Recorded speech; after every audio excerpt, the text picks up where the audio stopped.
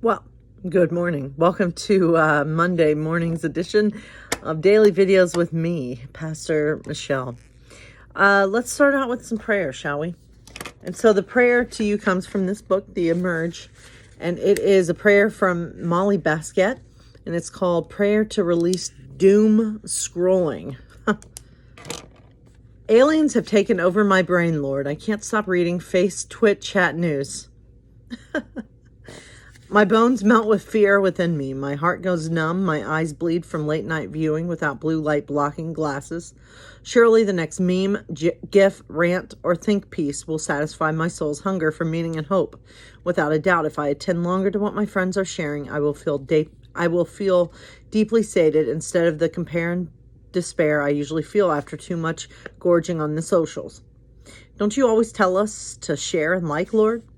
No, you say, not like that. It's time to turn off the device, like all the way off, not just put it to sleep, nor stumble around the bedroom in the dark looking for the charger so I can be assured that when morning comes, my phone and I can pick up where we left off.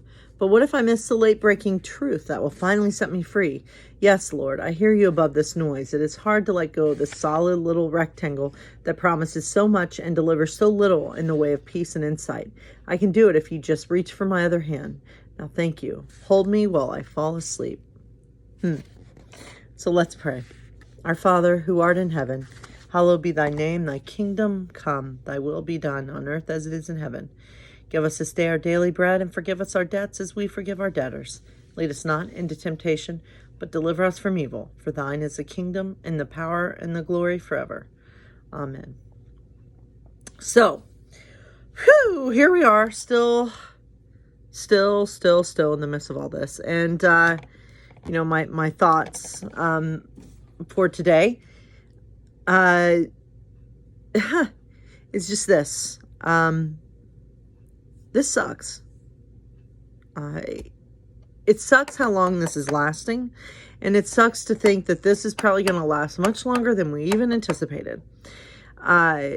We were actually doing some work this afternoon for the church and preparing for online worship. And we have some new technology that's going to make our online services look better. And we were talking about, how long we're going to continue doing Facebook Live and how long we're going to continue doing this. And just the knowing that, my God, we could still be doing this in February and March and April, for crying out loud. And it just sucks. It sucks and it sucks and it sucks. That's all I want to say. Because I feel like that sums up everything that we're going through right now. And every way. So, and I'm sure I'm not the only one that feels this way. So if you feel that way, and I don't even know who watches these, but if you are watching it, like this video. If you feel like this whole situation just, it really sucks a big one, right? So anyway, I just want to voice that. And we're just waiting. We're just waiting for things to get better, to catch glimmers of hope that things will get better. And we haven't seen that yet. But as I always try to remember and remind myself that no matter how dark things get, we're not alone, at least. I have faith in a God who walks beside me, even in the scariest moments of our lives. And so that grounds me, and it gives me hope. So with all that said, let's turn our attention to Catching Fire, Hunger Games. So let's hear what's happening. I get a good haul from the traps, 8 rabbits, 2 squirrels, and a beaver that swam into a wire contraption Gale designed himself. He's something of a whiz with snares, rigging them to bent saplings so they pull the knife out of the reach of predators, balancing logs on delicate stick triggers, weaving inescapable baskets to capture fish. As I go along, carefully resetting each snare, I know I can never quite replicate his eye for balance. His instinct for where the prey will cross the path is more than experience. It's a natural gift, like the way I can shoot an animal in almost complete darkness and still take it down with one arrow. By the time I make it back to the fence that surrounds District 12, the sun is well up. As always, I listen a moment, but there's no telltale hum of electrical current running through the chain link. There hardly ever is, even though the thing is supposed to be charged full time. I wiggle through the opening at the bottom of the fence and come up in the meadow, just a stone's throw from my home. My old home. We still get to keep it since officially it's the designated dwelling of my mother and sister. If I should drop dead right now, they would have to return to it. But at present, they're both happily installed in the new house in the Victor's Village, and I'm the only one who uses this squat little place where I was raised. To me, it's my real home.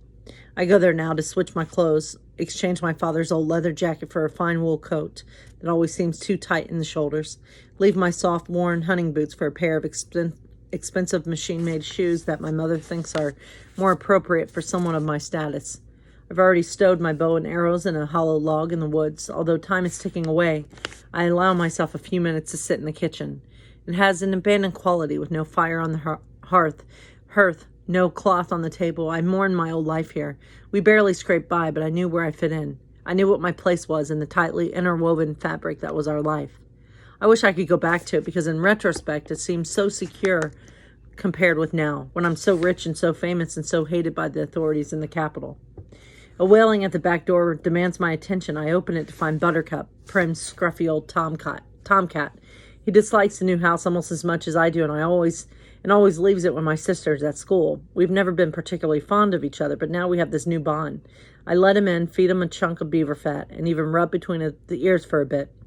You're hideous, you know that, right? You know that, right? I ask him. Buttercup nudges my hand for more petting, but we have to go. Come on, you. I scoop him up with one hand, grab my game bag with the other, and haul them both out onto the street. The cat springs free and disappears under a bush. The shoes pinch my toes as I crunch along the cinder street, cutting down alleys and through backyards. Gets me to Gail's house in minutes. His mother, Hazel, sees me through the window where she's bent over the kitchen sink. She dries her hands on her apron and disappears to meet me at the door. And so, my friends, we'll continue tomorrow with more Hunger Games. So, we're almost finishing up this John Pavlovitz book, and so I have been enjoying reading through these blogs. And so today's is Please Stop Calling Suicide Victims Selfish or Weak. Should be interesting. Soon after news broke out about the death of Linkin Park singer Chester Bennington, amid the flood of condolences and the raw expressions of grief and shock, came the others, the one who are never far, always hiding just out of view, ever ready to crawl out from the cracks. In moments like these, they surface to offer flippant, callous, armchair sermons about how selfish suicide is, about how cowardly the dead person was, about why he or she should have thought of their children, spouses, loved ones. They add insult to fatal injury by heaping shame upon a suffering that had already been proven too much for someone to bear. These people somehow feel fine critiquing dead strangers before they're even buried. I've come to realize there is only one kind of person who says things like this about those who take their own lives, a person who has never been where Chester Bennington was in his final moments, or where Chris Cornell was, or where 121 people in the U.S. are every single day, where many are in the seconds it takes for you to read these words. The people who say such things are those who've never been pushed to the precipice of their very will to live because of mental illness or acute trauma or severe addiction. These people have the luxury of ignorance. Fortunately for them, they've never walked through this unrivaled internal hell and wanted nothing more than to get out. When you are in that desperate, frantic, lightless moment of despair, reason fails. There's no processing of things that seem so clear to people sitting calmly in parks and at desks and in living rooms where they are offered detached knee-jerk commentary while in their right minds, unclouded, lucid, and sober. That is what mental illness does. That is what addiction does. That is what depression does. Working against you alone or together, they convince your head that nothing matters. This terrible moment will not pass. Nothing will get better, and you are fully, irreparably, and permanently effed. It doesn't have to make sense. It doesn't require objective proof, and it has no need for logic. You just feel it. In those moments, the only thing you want is escape, and the choices people make in those moments are beyond what any of us have the right to criticize from the outside. I never battled substance abuse or addiction, but for a couple of decades, I've carried depression that has been terrifyingly heavy at times. And despite prayer and counseling and meditation and medication, there have been moments when the sadness became so overwhelming that nothing helped. Not my career or my family or all the objective data I had that everything was good and that I should just feel better. I wouldn't have said I was suicidal then. I just didn't want to live. What got me through and what gets some people through when others fall is one of the greatest mysteries of this life. Some people make it and some people don't. And the former aren't any wiser or stronger or better. They're just very, very fortunate. Suicide isn't cowardly. It's not weakness. It isn't selfish. It is born of a hopelessness that can imagine no other way out. It's a thick, pitch black haze created by powerful personal demons that prevent you from seeing light. People like to say that suicide is a permanent solution to a temporary problem, and they're right, but those standing in the darkest places can't see that from where they are. When someone takes their own life, we can view it as a tragedy for their loved ones, as a reason to mourn their leaving, as a squandering of what that life may have one day become. We even can be very angry at the senselessness of the loss, but we should never use the moment to insult the dead by trying to shame them after they're gone. Believe me, they really wanted to stay. They did the very best they could in the worst seconds of their lives. They were as brave and strong and selfless as they were able to be in those moments. There, but for the grace of God, go the critics. May you always be such strangers to the dark.